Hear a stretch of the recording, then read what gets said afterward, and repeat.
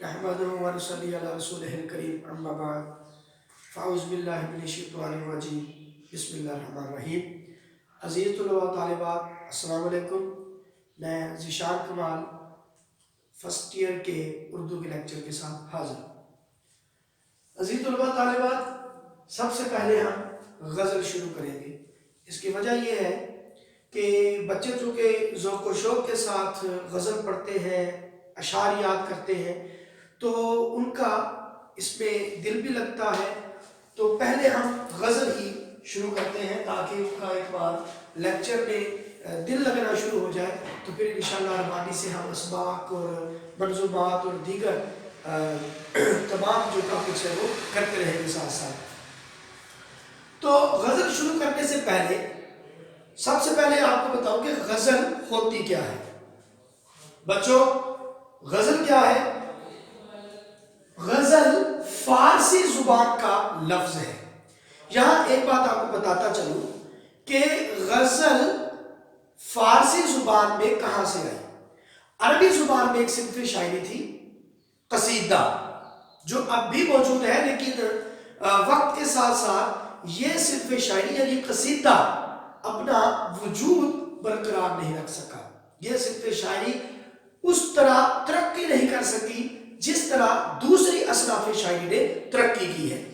लेकिन ये कसीदा अरबी से फारसी में आया तो उसके कुछ हिस्सों को निकाल कर और कुछ हिस्सों को मिलाकर गज़ल बनाई गई। ठीक है जी। तो याद रखना कि गज़ल कहां से आई है, गज़ल क्या है? गज़ल कसीदा से आई है।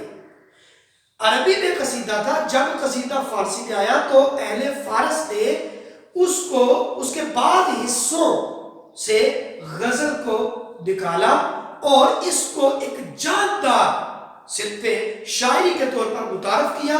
और बाद में ये फारसी से उर्दू में आई और उर्दू में भी इस सिलते शायरी ने बहुत तरक्की की। तो गज़ल है क्या? गज़ल का लफ्ज़ी मतलब औरतों की बातें करना या औरतों से बातें करना। यह गज़ल का लफ्ज़ी मतलब है, औरतों की बातें करना या औरतों से बातें करना। अब इसकी वजह तस्बिया क्या है? वजह तस्बिया सुने। चूंकि गज़ल में वारदाते क़ल्बी और वारदाते इश्क की मुख्तलिफ कैफियत का तज़किरा किया जाता है, इसलिए इस सिलसिले शायरी को ये गज़ल का नाम दे दिया गया। वारदाते क़ल्बी और वारदाते इश्क की मुख्तलिफ कैफियत। अमूमन औरतों की तारीफें की जाती है गज़ल में, महबूब के हुस्न जमाल की तारीफ की जाती है। कभी महबूब के लब रुखसार की तारीफ की, कभी महबूब के दराज कद की तारीफ की, कभी महबूब की आंखों को सितारों जैसा कहा, कभी महबूब की आंखों को झील की मानिंद करार दिया, कभी महबूब के लबों को गुलाब की पंखुड़ी से तशबीह दी। तो महबूब के हुस्न जमाल को बयान किया गया है, इसलिए इसको गज़ल नाम दिया गया। तो इसकी एक और भी वजह तस्बिया है। शिकार होते हुए हिरन के हल्क से एक दर्दनाक आवाज निकलती है, यानी जब कोई शिकारी जानवर, शेर वगैरह हो, चीता वगैरह, जब वो हिरन को हल्क से पकड़ता है और उसका शिकार करने लगता है तो उसके हल्क से एक दर्दनाक आवाज निकलती है। उस दर्दनाक आवाज को भी गज़ल कहा जाता है। अब देखें ये वजह तस्बिया क्यों है। चूंकि गज़ल में शायर महबूब के हिज्र व फिराक, उसकी दूरी, उसकी जुदाई के गम में नालो फरियाद करता है, मातम करता है और अपने गम को बयान करता है, इसलिए इसको गज़ल का नाम दिया गया। तो ये दो वजूहात मैंने आपके सामने, आपके गोशगुजार की आपके सामने रखी है। لیکن اصطلاح میں غزل کی تعریف کیا کریں گے؟ یہ تو تھے اس کے معنی و مطابق، لیکن اس کی تعریف کیا کریں گے؟ اصطلاح میں غزل اس صنف شاعری کو کہتے ہیں جس کا ہر شعر ایک اکائی ہوتا ہے. یعنی غزل وہ شاعری کی وہ صنف ہے جس کا ہر شعر ایک اکائی، ایک یونٹ ہوتا ہے.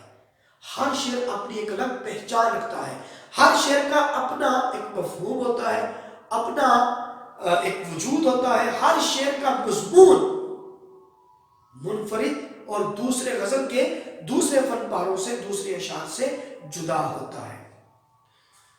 اب دیکھیں، ہو سکتا ہے کہ پہلے شعر میں محبوب کی تعریف کی ہو اور دوسرے شعر میں دنیا کی بے ثباتی کا تذکرہ کیا ہو، تیسرے شعر میں محبوب سے شکایت کی ہو، یا پھر آپ کا چوتھے شعر میں کسی معاشرتی مسئلے کو بیان کیا گیا ہو. تو غزل کا یاد رکھے ہر شعر ایک اکائی ہوتا ہے، ہر شعر ایک انفرادیت رکھتا ہے، اپنا ایک الگ مفہوم رکھتا ہے، تو اس کو غزل کہتے ہیں. تو بچوں، ہم نے نصاب میں کتنی غزلیں پڑھنی ہے، کتنی غزلوں کی ہم نے تشریح کرنی ہے؟ کل 14 غزلیں آپ کے نصاب میں شامل ہیں. تو سب سے پہلے ہم میر تقی میر کی غزل شروع کریں گے، لیکن اس سے پہلے میں آپ کو بتاؤں کہ غزل کی تشریح پیپر میں لکھنے کا طریقہ کیا ہوگا. یعنی آپ نے کس طرح پیپر میں غزل کی تشریح لکھنی ہے تاکہ آپ کو اچھے نمبرات مل سکے. تو جن باتوں کا آپ نے مد نظر کرا ہے وہ میں آپ کی گوش گزار کرتا ہوں.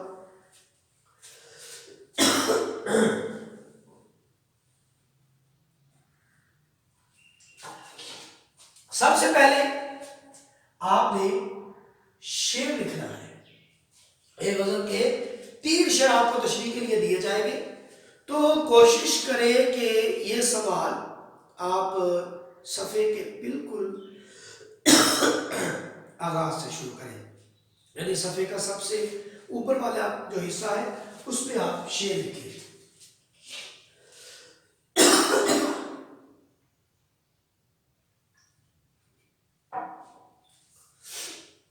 شعر لکھنے کے بعد آپ شاعر کا نام لکھیں گے.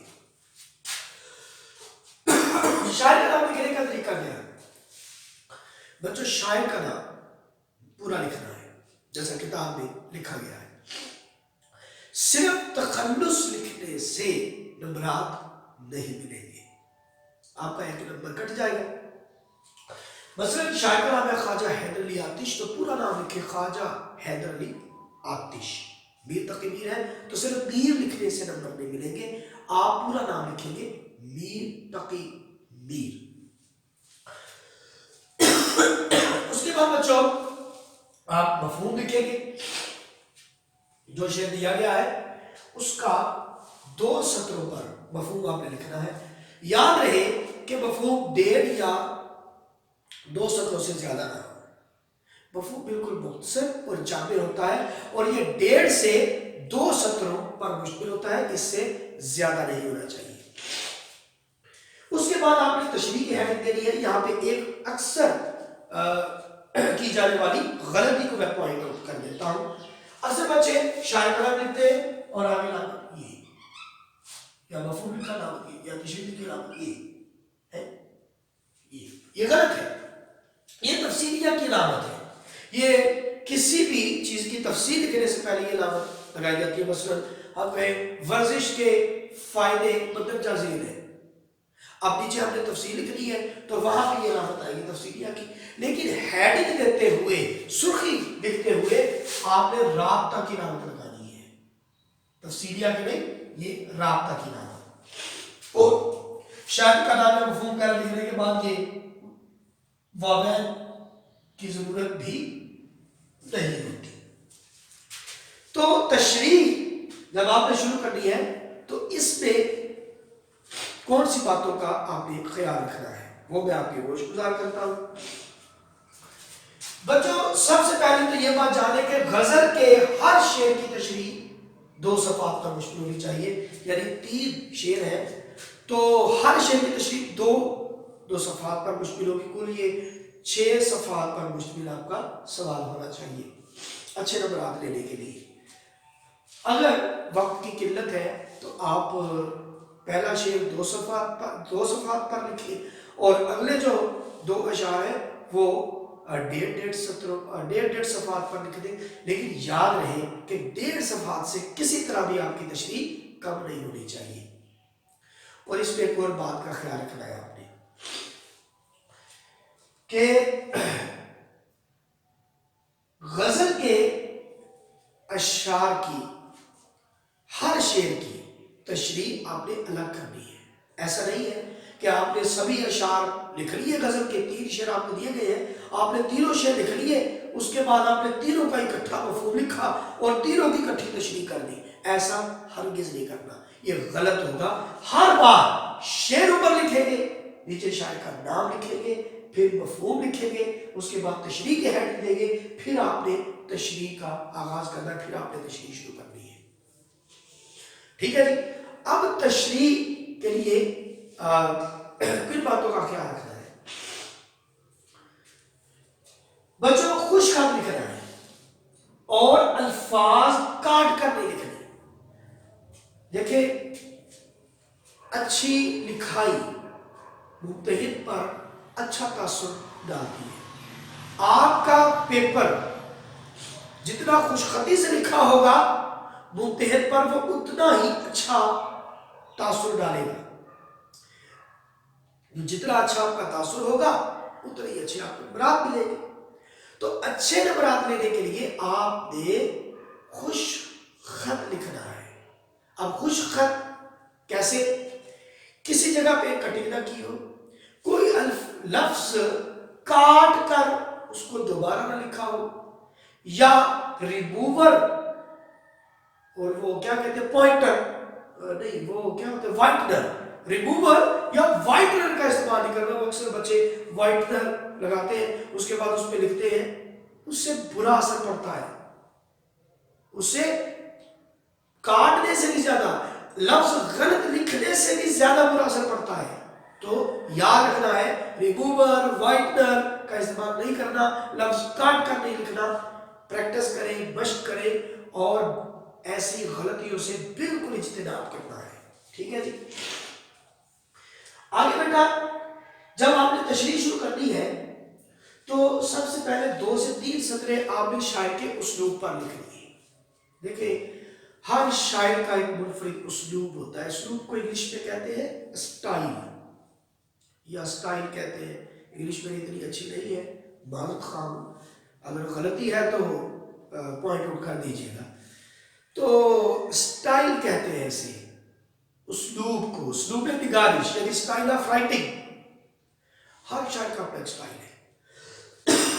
کسی نے درد و غم کو بیان کیا، کسی نے زندگی کا نشاطیہ پہلو بیان کیا، کسی نے عشق کو ایک کھیل تماشا قرار دیا، کسی نے عشق کو زندگی کا جزو لازم قرار دیا۔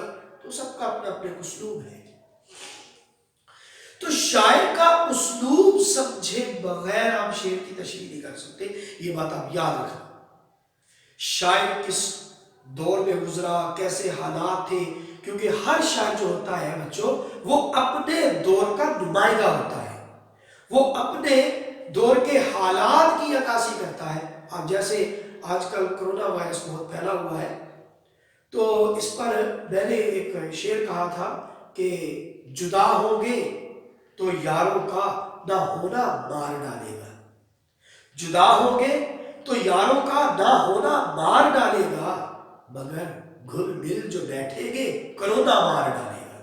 تو یہ موجودہ حالات کے مطابق شاعر شعر لکھتا ہے، وہ اپنے معاشرے کا کیا ہوتا ہے، اپنے معاشرے کا پیامبر بے جبریل ہوتا ہے، پیامبر بے جبریل ہوتا ہے، اور وہ اپنے دور کے اپنے معاشرے کے حالات کی غمازی اور عکاسی کرتا ہے اپنی شاعری میں۔ اس لیے شعر کی تشریح کو سمجھنے کے لیے ضروری ہے کہ آپ شاعر کے اسلوب سے आगही हासिल जरूर करें। तो 2-3 सत्रे आपने लिख लीजिए। तबीयत भी बच्चों खराब है, माजरत खा हूं।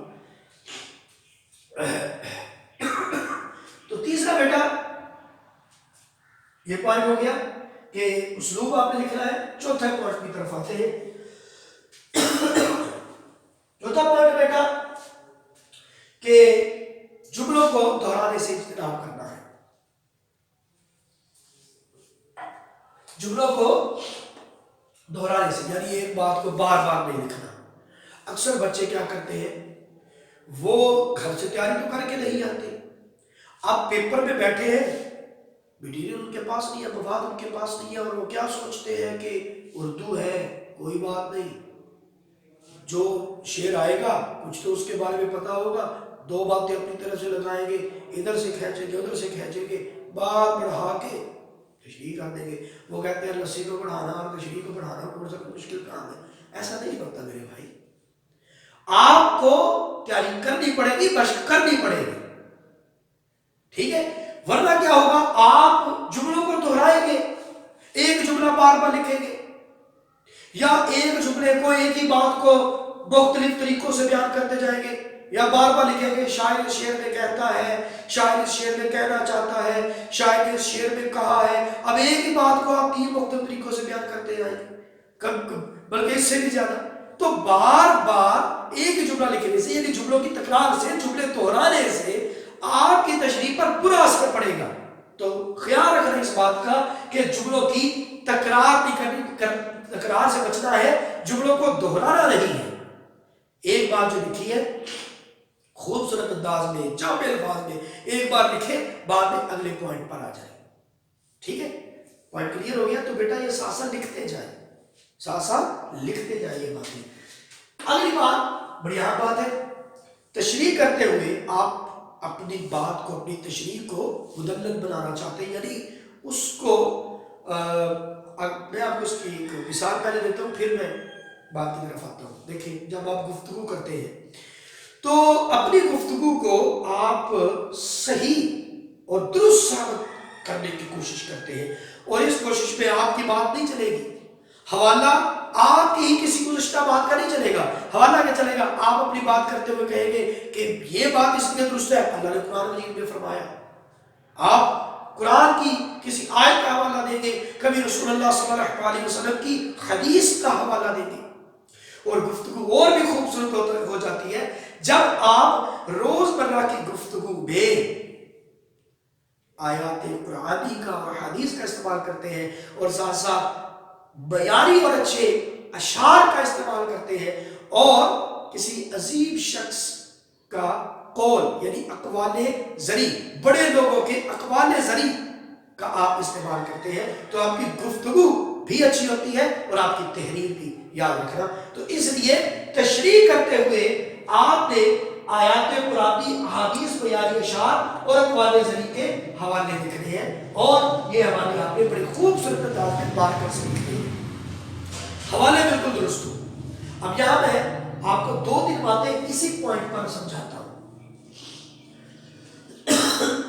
आयत कुरानी और हदीस का मामला बहुत सेंसिटिव है, बहुत हसास मामला है, तो इसको अरबी में मत लिखिए। और ये बात लिखिए, अल्लाह कुरान में इरशाद फरमाता है, अब लिखिए कि कुरान की आयत का मफहूम है, ठीक है, या रसूलुल्लाह सल्लल्लाहु अलैहि वसल्लम के इरशाद गिरामी का मफहूम है, ठीक है। अरबी मत लिखे, उसमें आपसे गलती हो जाएगी, उसमें गलती का ज्यादा गलती के चांसेस है। अगर आपको लगता है कि आप गलती नहीं करेंगे तो फिर लिखे, नीचे तर्जुमा लिखे तो अच्छी बात है, लेकिन अगर आपको लगता है कि आपसे गलती हो जाएगी तो फिर अरबी मत लिखे। और तर्जुमा भी आप ऊपर ये स्टेटमेंट दें कि अल्लाह ताला कुरान मजीद में इरशाद फरमाता है, अल्लाह ताला कुरान मजीद में इरशाद फरमाता है, या अल्लाह ताला के इरशाद गिरामी का मफहूम है, ठीक है। उसके बाद आपने वावैन में आपने वो इस तरह जो भी है आपने वो आयत इसमें लिख देनी है, अल्लाह کہ ارشاد اللہ تبارک و تعالیٰ کے ارشاد کا مفہوم ہے. اس طرح لکھے رابطہ کی علامت نیچے انورٹڈ کوما جسے آپ کہتے ہیں یعنی وبین میں آپ نے وہ حوالہ لکھ دینا ہے. اسی طرح اچھے اور معیاری شعر یاد کریں تو آپ نے اچھے اور معیاری اشعار کا حوالہ دینا ہے. یاد رہے کہ آپ کے حوالے غلط نہیں ہونے چاہیے. ٹھیک ہے.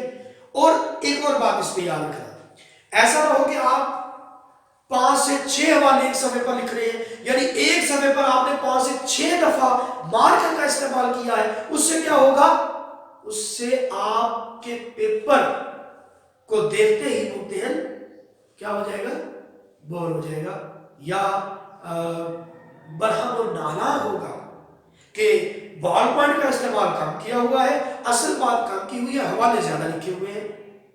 حوالے تو آپ لکھ رہے ہیں اپنی بات کو ثابت کرنے کے لیے, لیکن کیا کر رہے ہیں, اپنی بات لکھ ہی نہیں رہے, حوالے لکھتے جا رہے ہیں. ٹھیک ہے. تو وہاں پہ ایک تناسب ہونا چاہیے.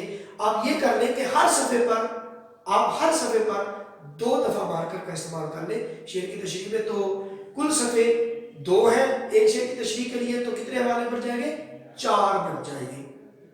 ہاں اگر دونوں صفحوں پر ملا کر 5 کر لیتے ہیں, مثلا ایک صفحے پر 2 اور ایک صفحے پر 3, تو اس میں بھی مذائقہ نہیں ہے. لیکن کم سے کم 3 حوالے ضرور ہو, یہ میں نے کم سے کم کہا ہے, اور زیادہ سے زیادہ 5, اس سے زیادہ مت کیجیے گا. اس سے آپ کا پیپر خوبصورت نہیں لگے گا, آپ کی تشریح بھدی لگنے لگے گی, بری لگنے لگے گی. ٹھیک ہے. اگلی بات ہے بیٹا کہ الفاظ سادہ اور بے ساختہ ہو, یعنی آپ کی تحریر بالکل بے ساختہ, رواں, شستہ, برجستہ اور کیا ہونی چاہیے, سادہ. دیکھیں اکثر لوگ سمجھتے ہیں کہ تشریح میں دقیق اور ثقیل الفاظ استعمال کرنے سے تشریح اچھی ہو جاتی ہے. یہ نظریہ بالکل غلط ہے. اور ماضی میں کچھ شارحین نے ایسی شرح بھی لکھی ہے کہ ان کی شرح کو شرح کی ضرورت پڑی ہے. تو اس کا فائدہ کیا کہ اگر شرح کو شرح کی ضرورت پڑے, تشریح کو تشریح کی ضرورت پڑے, تو آپ کے الفاظ سادہ, برجستہ, برمحل, رواں اور شستہ ہونی چاہیے. آپ کی تحریر میں ایک ادبی لطف ہونا چاہیے, لطافت کا عنصر ہونا چاہیے. ٹھیک ہے. لیکن اس کے ساتھ ایک بات یاد رکھنا کہ سوکیانہ پن یا تحریر میں کہیں آمیانہ پن نہ ہو. اب یہ سوکیانہ پن یا آمیانہ پن کیا ہے؟ سوق عربی زبان کا لفظ ہے, سوق عربی زبان کا لفظ ہے جس کا مطلب بازاری. اب سوکیانہ پن یا آمیانہ پن یعنی الفاظ سادہ تو ہو لیکن وہ بازاری نہ ہو, وہ بالکل عام نہ ہو. یاد رکھنا کہ ہماری روزمرہ کی گفتگو اور ہماری ادبی تحریر میں تھوڑا سا فرق ہوتا ہے. آپ کے جملوں میں, آپ کی تحریر میں فصاحت و بلاغت ہونی چاہیے, ایک ادبیت کا عنصر ہونا چاہیے. آپ نے لٹریری یعنی ادبی الفاظ کا استعمال کرنا ہے, سوکیانہ پن یا ان میں آمیانہ پن نہیں ہونا چاہیے. ٹھیک ہے. اس کے بعد بیٹا شعر میں آپ نے فنی محاسن کا تذکرہ ضرور کرنا ہے. فنی محاسن کا, یہ فنی محاسن کیا ہے؟ ایک شاعر جب شعر لکھتا ہے تو اپنے شعر میں وہ مختلف ٹولز استعمال کرتا ہے جن کے ذریعے وہ اپنے شعر کو خوبصورت بناتا ہے. جو ٹولز, جو ہتھیار, جو اوزار ایک شاعر اپنے شعر کو خوبصورت بنانے کے لیے استعمال کرتا ہے اسے فنی محاسن کہتے ہیں.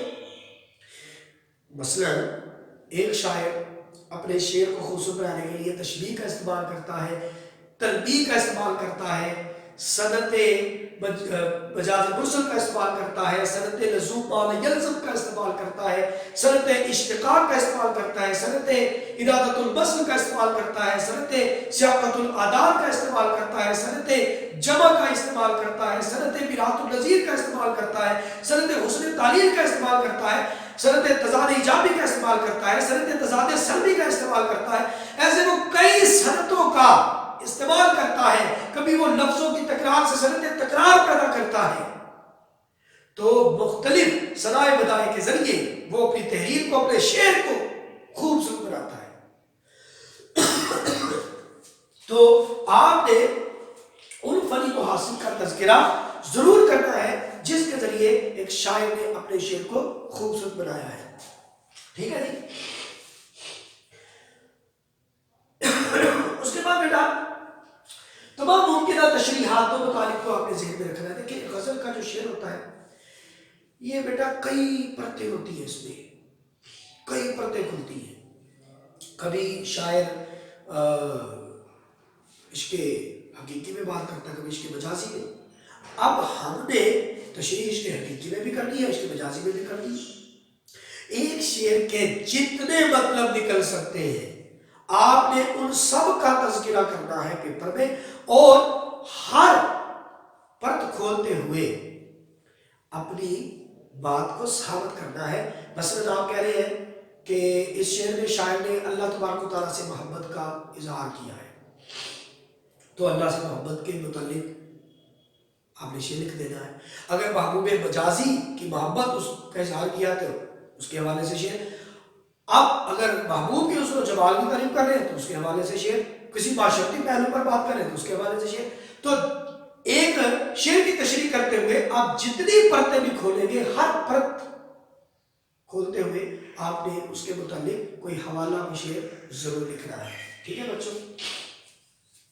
اور آخری بات ہے حاصل بحث، یعنی آپ نے جب تشریح کر لی تو آپ نے 4-5 یا اس سے کم کر لیں 3 یا 4 سطروں پر اپنی ساری گفتگو کو سمیٹنا ہے۔ یعنی تشریح کرنے کے بعد آپ نے سمندر کو، دریا کو کوزے میں بند کرنا ہے، آپ نے اپنی ساری گفتگو کو سمیٹنا ہے، اور یاد رہے کہ تشریح کا آغاز اور اختتام پرشکوہ ہونا چاہیے۔ تو بچوں یہ غزل کی تشریح کے میں نے آپ کو طریقہ بتایا کہ غزل کی تشریح کیسے کرنی ہے۔ ان میں چند باتیں ایسی ہیں جو آپ کو پورے پیپر میں ذہن میں رکھنا ہوگی، پورے پیپر کے حوالے سے۔ مثلا کٹنگ سے اجتناب کرنا ہے، جملے شستہ، رواں، برجستہ، برمحل ہو، اور اس میں سوقیانہ پن اور عامیانہ پن نہیں ہونا چاہیے، جملوں کی تکرار نہیں ہونی چاہیے۔ تو یہ باتیں آپ کے پورے پیپر میں اپلیکیبل ہوگی، یعنی پورے پیپر میں آپ نے ان باتوں کا خیال رکھنا ہے، اور باقی جو باتیں میں نے غزل کے حوالے سے بتائی ہیں ان کو بھی آپ نے ذہن میں رکھنا ہے انشاءاللہ تبارک و تعالی۔ ہم اب میر تقی میر کی غزل شروع کریں گے اگلے لیکچر میں۔ جب تک کے لیے اجازت چاہتا ہوں، اللہ حافظ۔